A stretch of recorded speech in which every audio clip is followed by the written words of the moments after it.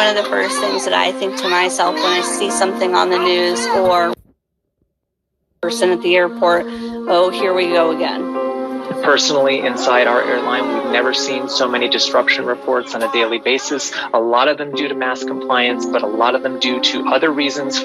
People are revolting against it. You're taking away my freedom. You're taking away my liberties. I have a right. We've always asked people to comply. We ask you to wear seatbelts. We ask you to stay seated. This has been politicized, and we are bearing the brunt of that. That is the biggest problem.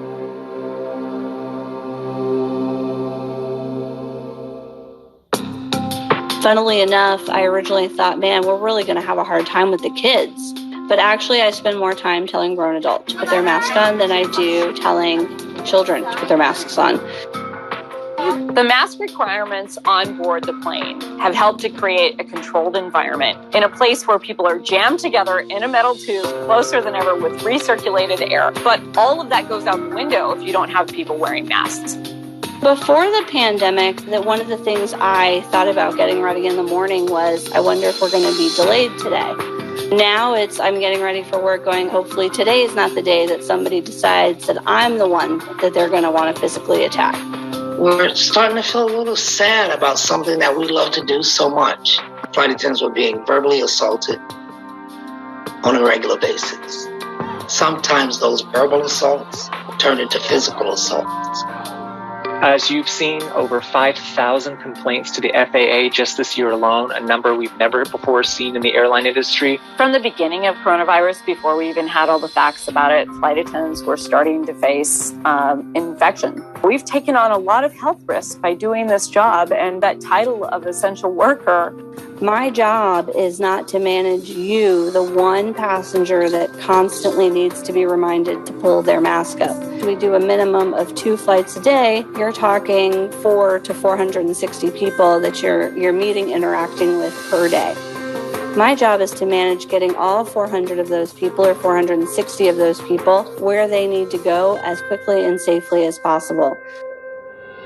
What we saw was a change in 2021 where we saw initially some mob-like behavior on our planes. What we see going on now in the aircraft is what's happening in society.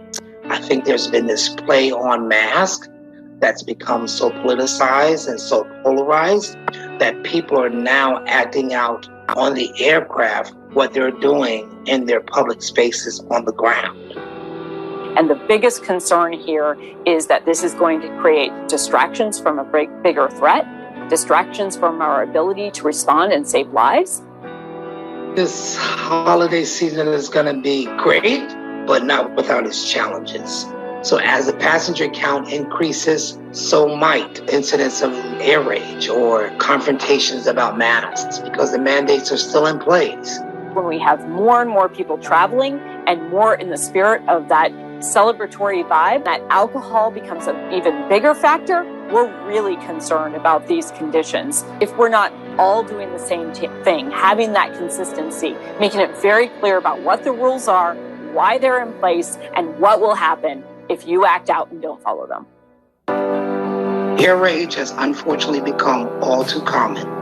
I've lost count the times I've been insulted or threatened on a flight simply for doing my job. But we went to Congress because we have no legislation that clearly spells out severe consequences for some of these severe actions. We are doing everything we can to ensure that these assaults are stopped, and the way we do that is communication with the traveling public before they get on board. We're working with the Department of Transportation and the Federal Aviation Administration to get increased signage in the airports. The Justice Department is going to prioritize prosecuting people who have acted out on plane, who have been disruptive, who have been violent. When they prosecute and they move through this prosecution as quickly as they possibly can, we know that will serve as a very effective deterrent to stop future actions from happening.